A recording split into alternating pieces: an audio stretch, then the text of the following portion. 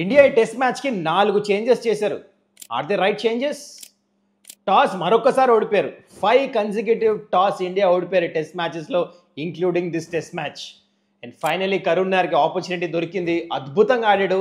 ఈ made use of his opportunity. ఇండియాకే కాదు, కరుణ్ నాయర్కి ఈ నాక్ చాలా చాలా ఇంపార్టెంట్ ఉంటుంది తన కెరియర్కి. And finally India end of test play are 204 for 6. మరి టెస్ట్ మ్యాచ్ ఎటువైపు వెళ్తుంది?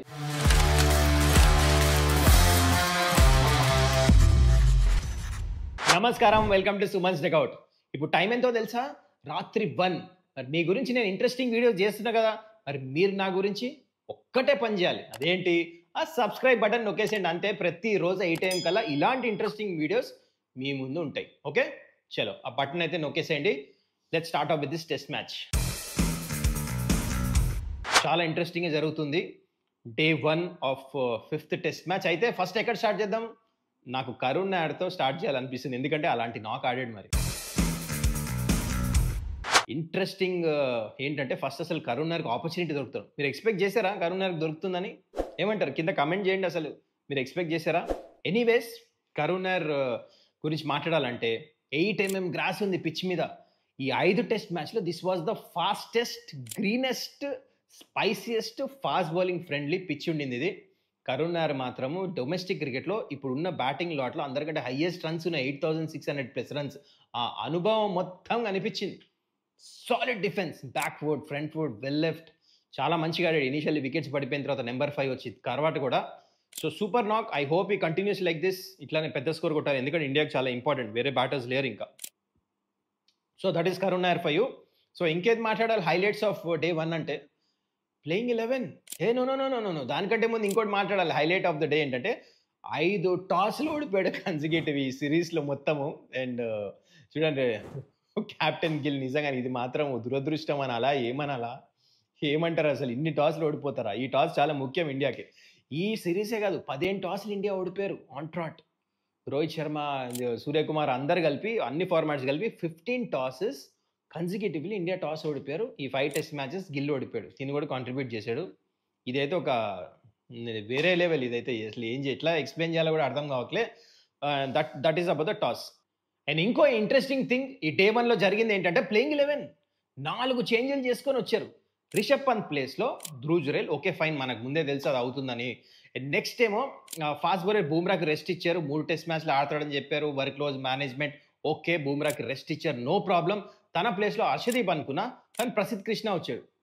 ఓకే ఫైన్, ఇద్దరు ఫాస్ట్ బౌలర్సే కాబట్టి ఒకళ్ళని ఆడిపించారు, నో ప్రాబ్లం. మేబీ హర్షదీప్కి వెబ్ ఇంకా కంప్లీట్లీ హీల్ అవ్వాలని ఏదైతే కట్ అయిందో అందుకని ఆడిపించారు ప్రసిద్ధ్ కృష్ణని. అండ్ నెంబర్ 3 ఆకాశ్దీప్ వచ్చేసాడు అంశుల్ కంబోజ్ ప్లేస్లో, విచ్ ఇస్ అండర్స్టాండబుల్, ఎందుకంటే ఎక్కువ పేస్ వేయలే అంశుల్ కంబోజ్. అండ్ ఆకాశ్దీప్ 4 వికెట్లు తీసుకొని ఉన్నాడు ఆల్రెడీ. ఈ సిరీస్లో ఒక టెస్ట్ మ్యాచ్ పర్ఫెక్ట్లీ వచ్చేసాడు. ఇంతకుముందు ఇంజురీ అయిందని ఆడలే, so is back again, fit అయిపోయాడు. Okay, understandable. కానీ ఇక్కడ శార్దుల్ ఠాకూర్ ప్లేస్లో నేను కరుణ్ నాయర్ని ఎక్స్పెక్ట్ చేయలేదు, ఎందుకంటే ఈ పిచ్ గ్రీన్ ఉంది. ఒక బ్యాట్స్మెన్ తక్కువే ఆడిపిస్తారు, ఎందుకంటే బౌలింగ్లో 20 వికెట్లు కావాలి, ఈ టెస్ట్ మ్యాచ్ గెలవాలి కదా. అందుకనే నేను అనుకున్నా ఆడతాడని చెప్పేసి. కానీ ఇండియా బ్యాటర్ వైపు వెళ్ళారు, ఎందుకంటే రిషబ్ పంత్ లేడు. అందుకని కరుణ్ నాయర్ని ఆడిపియాలి, బ్యాటింగ్ వీక్ ఉంది, ధ్రువ్ జురేల్ వచ్చిన ఫస్ట్ మ్యాచ్ ఆడుతున్నాడు కదా అని చెప్పేసి తనకి ఆపర్చునిటీ ఇచ్చారు. ఈ 2 చేతులతో తీసుకున్నాడు ఇందా చెప్పినట్టు. ఓకే ఫైన్, కానీ ముందు ముందు తెలుస్తుంది, ఎందుకంటే ఇది నాకు India I'm not sure how good it is move.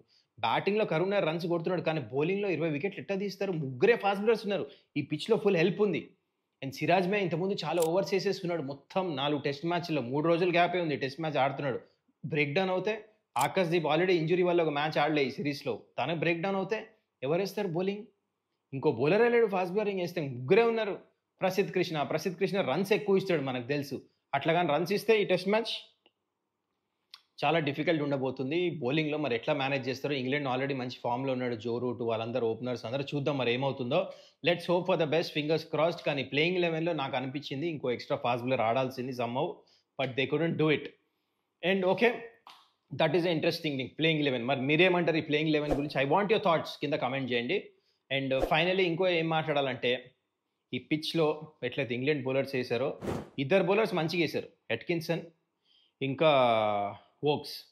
కానీ మిగతా 2 బౌలర్స్ మంచిగా లేదు అస్సలు. జాష్ టంగ్ అయితే అటు ఇటు వేసి 2 బాల్ జట్మని వేసి మొత్తానికి 2 వికెట్లు అయితే తీశాడు. జడేజాది ఇంకా సాయి సుదర్శన్ 2 వికెట్లు తీశాడు. And I think that was very crucial. అప్పుడు ఇంగ్లాండ్ గేమ్లో వచ్చేసారని చెప్పేసి అనుకున్నాను. So I think those 2 balls were very crucial for England. And Atkinson was the pick of the bowlers. Super bowling వేసాడు మంచి స్పాట్ మీద. ఫస్ట్ జైస్వాల్ వికెట్ తీశాడు, and దాని తర్వాత ఇంకో వికెట్ తీశాడు ధ్రువ్ జురేల్ది, లాస్ట్లో తీశాడు. అండ్ కేఎల్ రాహుల్ ఏమో ఆ కట్ కొడతానికి వెళ్ళి అవుట్ అయ్యాడు. That was not necessary, close ఉండింది. సో ఇండియా వికెట్స్ ఇట్లా పడినాయి. కానీ మోస్ట్ అంటే డిసప్పాయింటింగ్ మూమెంట్ అంటే గిల్ 21 మీద బ్యాటింగ్ చేస్తున్నాడు. ఇంతకుముందు 20 కొట్టిన తర్వాత ఈ సిరీస్లో మొత్తం ఈ went on to score 100 big. This is the first test match సిరీస్లో 20 కొట్టిన తర్వాత అవుట్ అవ్వటం వెరీ డిసప్పాయింటింగ్. రన్ లేదు అక్కడ, ఇక డ్రైవ్ కొట్టేసి పక్కకే వెళ్ళింది. బౌలర్ పక్కనే ఉన్నాడు, ఫోర్స్ చేశాడు single. Non striker Sai Sudarshan చెప్తానే ఉన్నాడు నోడిని. ఇద్దరు మళ్ళీ గుజరాత్ టైటన్స్కి ఆడతారు చూడండి. Misunderstanding, run out. మొత్తానికి end of day's play Karun Nair and ఇది మధ్యలో ధ్రువ్ జురేల్ అవుట్ అయ్యాడు ఫాల్ షాట్ కొట్టి. Anyways I don't even want to talk about it, ఎందుకంటే మంచిగా ఆడలే. Was not at all comfortable. మొత్తానికి అవుట్ అయిపోయాడు అక్కడ ఎట్కిన్సన్ బౌలింగ్లో. కానీ హియర్ సాయి సుదర్శన్ అంద గాన్, వీళ్ళందరూ బ్యాటర్స్ అవుట్ అయిపోయారు. కానీ ఇప్పుడు కరుణ్ నాయర్ ఇంకా ఇద్దరు మన వాషింగ్టన్ సుందర్ బ్యాటింగ్ చేస్తున్నారు. వీళ్ళిద్దరు చాలా సాలిడ్ అనిపిస్తున్నారు క్రీస్లో, very comfortable. Already Washington Sundar 100 కొట్టేస్తున్నాడు లాస్ట్ మ్యాచ్, కాబట్టి we can expect his confidence to be like that. కానీ Karun Nair I'm massively impressed. మరి మీరేమంటారు కరుణ్ నాయర్ నా గురించి కింద కమెంట్ చేయండి. India 204 for 4. So what about day 2? ఏం చేయాలి India? 300, 300 should be target. I'm will be happy pitch మీద ఇండియా 300 కొడితే, వీళ్ళిద్దరు మంచి పార్ట్నర్షిప్ చేస్తే. ఎందుకంటే దీని తర్వాత ఎక్కువ బ్యాటింగ్ లేదు. So I'm thinking 300 is a good score. England మీద ప్రెషర్ పెట్టచ్చు. ఒక్క విషయం మర్చిపోద్దు, ఇక్కడ బౌలింగ్ వేస్తూ ముగ్గురు ఫాస్ట్ బౌలర్స్ ఇప్పుడు ఇంగ్లాండ్కి కరెంట్లీ. ఎందుకంటే ఫీల్డింగ్ చేస్తూ ఇంజూర్డ్ అయ్యాడు వోక్స్. ఇట్లా షోల్డర్ పట్టుకుని వెళ్ళిపోయాడు. మరి ఎట్లయితే బయటకు వెళ్ళాడు మళ్ళీ వెనక్కి వస్తాడు అనపడట్లే. ఈ మ్యాచ్లో మేజర్ ఇంజురీ అయినట్టు కనిపిస్తుంది నాకు. So I just feel that ఇప్పుడు ఇంగ్లాండ్ దగ్గర కూడా ముగ్గురు ఫాస్ట్ బౌలర్స్, ఒకవేళ వోక్స్ రాకపోతే ఇండియా దగ్గర కూడా ముగ్గురు ఫాస్ట్ బౌలర్స్ అయిపోయారు. ఇప్పుడు ఇది అడ్వాంటేజ్ తీసుకోవాలి ఇండియా. ఆ 300 చేరాలి, దాని తర్వాత బౌలింగ్ వేసి చూద్దాం మరి ఎట్లా వేస్తారు ఈ ముగ్గురు ఫాస్ట్ బౌలర్స్ ఇండియా. అండ్ వాళ్ళ ఇట్లా ప్లాన్ చేయాలి. పిచ్లో మాత్రం చాలా హెల్ప్ ఉంది. If you bowl well there are definitely wickets. So hope for the best for Karun Nair మంచిగా ఆడాలి, దెన్ వాషింగ్టన్ సుందర్ మంచిగా ఆడాలని చెప్పేసి అనుకుందాము. సో దట్స్ ఇట్ గైస్ ఈ వీడియో.